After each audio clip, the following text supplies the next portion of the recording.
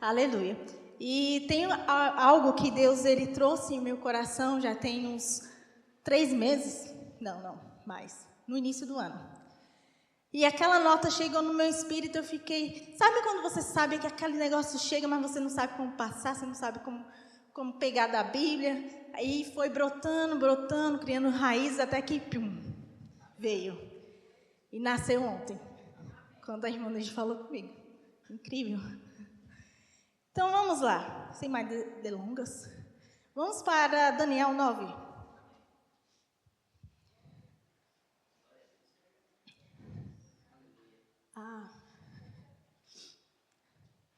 Daniel, ele foi levado cativo, muito jovem, com vários companheiros. Ele foi selecionado para ser um dos servidores diretos do palácio. Ele decidiu não se contaminar com as iguarias do rei. Conseguiu o favor com o superintendente dos eunucos para não comer dessas iguarias. No final do tempo, ele se achou mais sábio, tanto ele quanto os companheiros dele. Mas Daniel, ele tinha algo diferente. A palavra diz que ele tinha espírito de excelência. Então, quando ele foi cativo em outro ambiente, outra terra, em outro lugar, e o espírito de excelência continuou nele. Ele era profeta. Daniel, ele tinha sonhos, ele tinha visões, e Deus ele fez conhecer essas visões e ele registrar essas visões que servem para a nossa geração de hoje. Daniel 9, ele começa assim: ele foi estudar as escrituras e ele percebeu que o tempo do cativeiro do povo de Israel, a desolação era de 70 anos. Eu acredito que ele ficou com temor e tremor. Meu Deus, 70 anos, Israel, desolados, em desolação, misericórdia. E ele se prostrou, ele chegou com oração, com súplicas, prostrado diante de Deus, com sentimento de arrependimento por ele e pelos outros, pelo povo de Israel. Ele foi como um intercessor. Não vou falar sobre oração de intercessão hoje. Não enrolar, vocês vão ver. E no versículo 4 até 19, ele chega e fala: Senhor, nós fomos ímpios, rebeldes, nós não obedecemos a sua lei, nós viramos contra você, nós não conseguimos, tenha misericórdia, nos perdoa, porque nós deixamos de te amar. E ele descreve aquilo tudo. E lá no versículo 20, ele diz assim: estando eu ainda falando e orando... Aí ele fala, e confessando o meu pecado. Aí no 21 ele afirma: estando eu digo, ainda falando na oração, ele ainda estava falando, ele tinha começado. O homem Gabriel, que eu tinha visto na minha visão anterior, veio voando rapidamente e tocou-me. E ele me instruiu e falou comigo, dizendo: Daniel, agora sai para fazer-te entender o sentido. Agora eu vou te dar o sentido. Ou seja, ele veio com o coração arrependido, com temor, com tremor. E nisso, o homem, Gabriel, foi enviado para ele, e ele veio trazer a revelação daquela visão. Aí ele vem. No princípio das tuas súplicas, o anjo nem sabia o que ele ia trazer. Mas no princípio das tuas súplicas, ou seja, aquele coração contrito, quebrantado, arrependido, já fez isso despertar. Saiu a ordem e eu vim para te declarar, porque és muito amado. Considera, pois, a palavra, entende a visão. E ele traz a revelação. Aí, lá em Daniel 10 e 12, ele diz assim: Daniel muito amado. Repete de novo, ele vai citar 3 vezes que Daniel é muito amado. Entende as palavras que vou te dizer, levante-te sobre os teus pés, porque a ti sou enviado. Vamos para o 12. Então me disse: não temas, Daniel, porque desde o primeiro dia em que aplicaste o teu coração a compreender, ou seja, Daniel, ele aplicou o coração dele a compreender e a humilhar-te perante o teu Deus. Ele partiu dele. compreender e a humilhar-te perante teu Deus. São ouvidas as tuas palavras, e eu vim por causa das tuas palavras. E, queridos, um coração arrependido, achegado a Deus, faz com que o céu se mova. E a resposta vem. E ele vem. No versículo 19, ele também afirma que Daniel era muito amado. Queridos, todo mundo nesse mundo é muito amado por Deus. Todo mundo. Ninguém está longe do amor por Deus. Mas esse muito amado, quando eu fui pesquisar no dicionário Strong, ele está dizendo que, além dele ser amado, ele agradava a Deus. Por quê? O ser muito amado, ser amado, não é opcional, nós somos amados. Tem pessoas que vão para o inferno e elas são amadas por Deus. Mas o agradar a Deus parte de nós.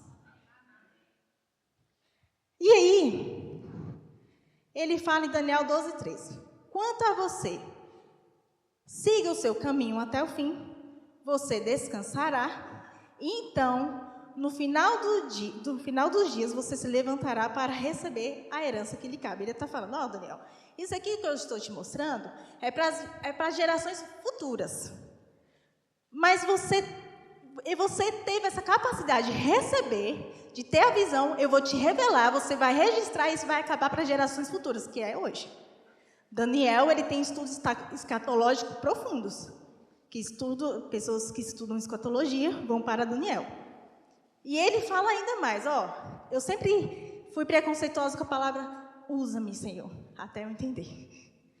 Porque Deus, ele não usa para nos descartar. Ele nos usa para nos honrar. Então, ele fala assim, eu guardo você para a recompensa que te aguarda. Você não é minha marionete. Daniel, ele foi um homem fiel a Deus. Ele viveu a vida plena para Deus. Eu não encontrei nenhum pecado cometido por Daniel, não sei se alguém disser. Ele não teve a vida por preciosa. No entendimento dele, ele se rendeu a Deus. Os olhos de Deus, eu acredito que brilhavam sobre Daniel.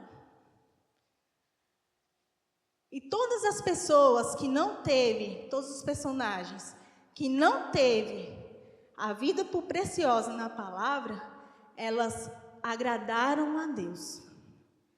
E elas prosperaram. De uma forma ou de outra. O que Daniel ele traz é a importância do arrependimento. De reconhecer o nosso erro. Encarar e dizer, pai, eu fiz isso.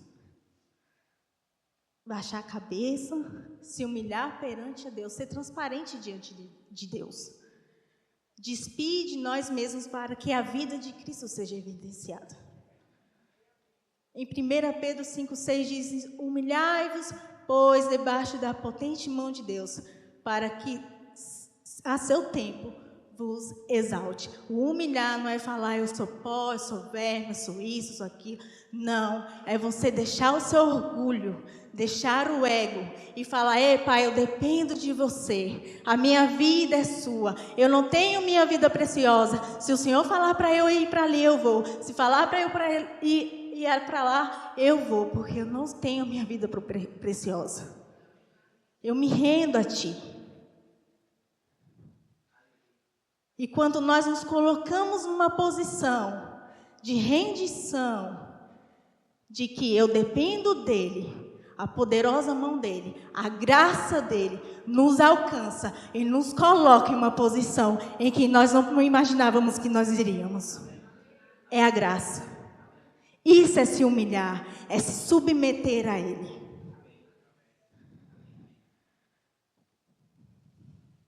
Se eu não me humilho a Deus, não tem como Ele me exaltar. Às vezes a gente se acha muito, porque eu estou declarando as coisas acontecem. Legal, muito bom. Eu ressuscito morto. Amém. Muito bom, você está disponível para Deus. Mas, ei, deixa eu te falar, essas coisas não acontecem, não é por causa de você, é por causa que Ele opera em você. É por causa da graça dEle que opera em você. É o poder dEle. E nós nos colocamos num lugar de dependência, de sujeição. Porque às vezes nós queremos ter holofotes. É do ser humano. E a gente tem que sempre estar se humilhando. É a glória dele. É para ele. Vem dele e volta para ele.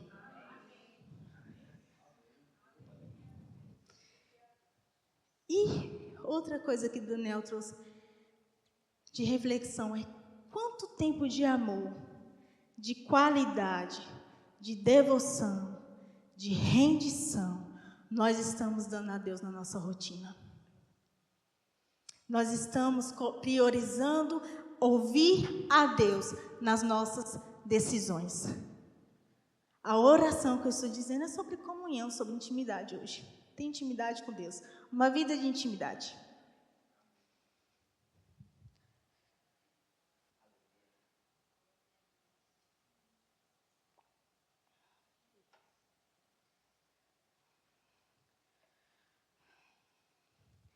Oração é uma conversa com Deus. É um diálogo. Eu chego, eu falo. E depois eu escuto Ele falar. E é necessário eu estar pronto para ouvir. E não fazer com o meu orgulho ou com o meu ego. Mas é Ele falar. E eu escutar. Não deixar o orgulho e o ego falar tão alto ao ponto de eu não respeitar o ouvir dele, respeitar a presença, considerar a presença.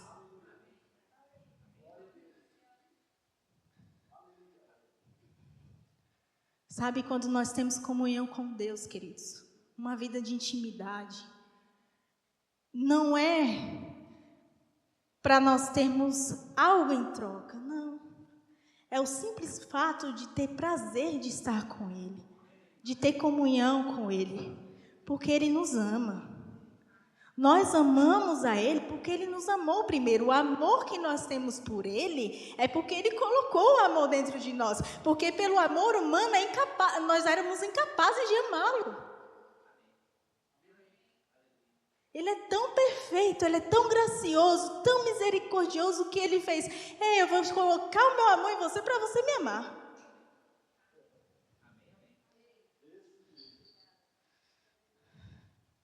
Queridos, eu amo essa palavra. Eu amo demais, meu Deus.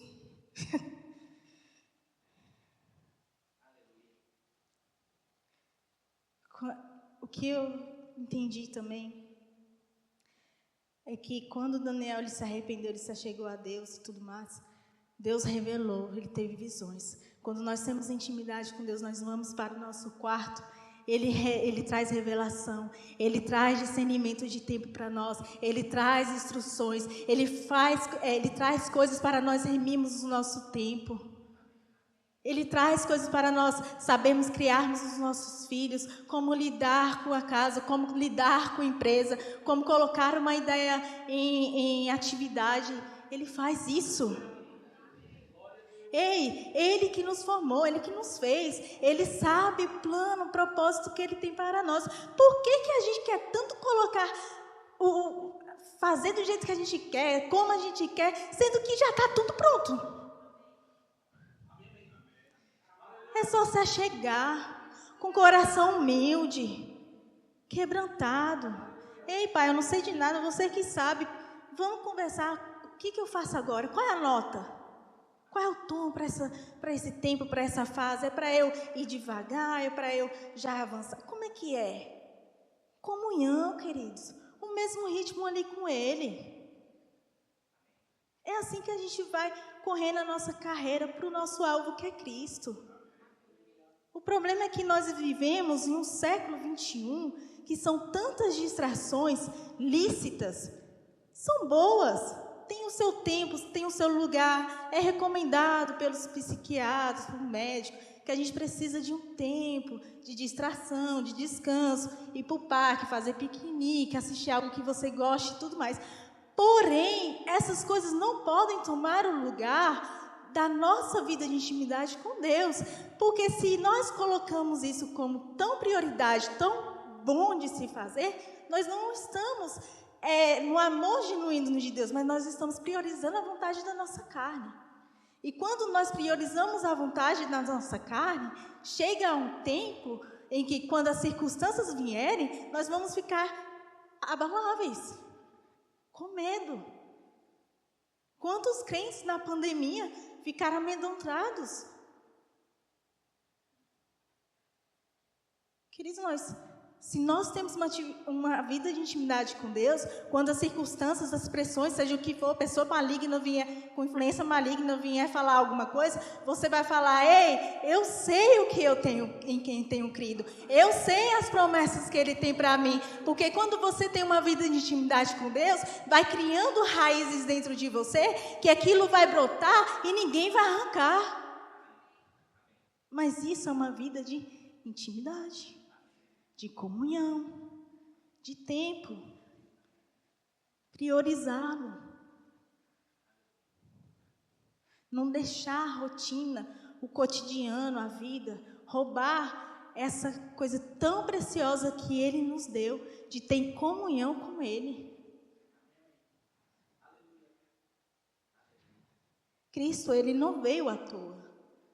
Ele não veio somente para nos salvar. Somente o que eu falo mas Ele veio para nós vivermos uma vida de salvação, uma vida reinando, uma vida triunfante, uma vida assertiva. Não é bater na cabeça de um lado para o outro, agora vai, agora certo.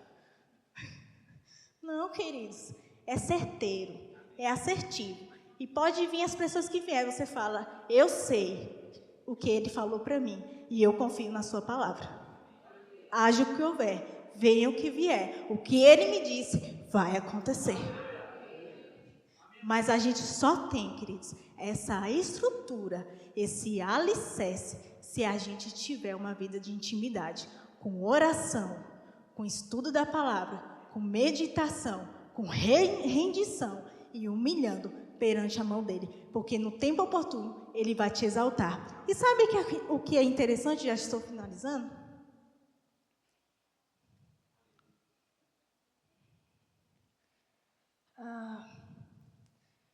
Bora lá. Eu fui pesquisar o exaltar. Eu achei tão interessante. Eu falei: gente, que bonito. Fala assim, que a palavra exaltar, ela vem de uma palavra chamada opulência. Opulência. E opulência, ele diz que é grande quantidade de bens, de riqueza, qualidade do que é rico. É algo magnífico. Queridos, não é pouca coisa, não. Quando Ele te exalta, não é para... Não, está exaltado. Não, querida, é magnífico. É algo grande. É grandioso, é do jeito que Ele é. É o que Ele é e o que Ele te fez para ser. Nós não somos pouca coisa, não, querido. Põe isso na sua cabeça: eu não sou pouca coisa, não. Eu sou filha de Deus. Eu sou co-herdeiro em Cristo Jesus, herdeiro de Cristo Jesus. O que Jesus fez naquela cruz foi por nós. Ele restaurou, Ele nos redimiu, Ele nos lavou. Para quê? Para nós vivermos uma vida leve, triunfante, com a paz que excede todo entendimento, com a alegria plena.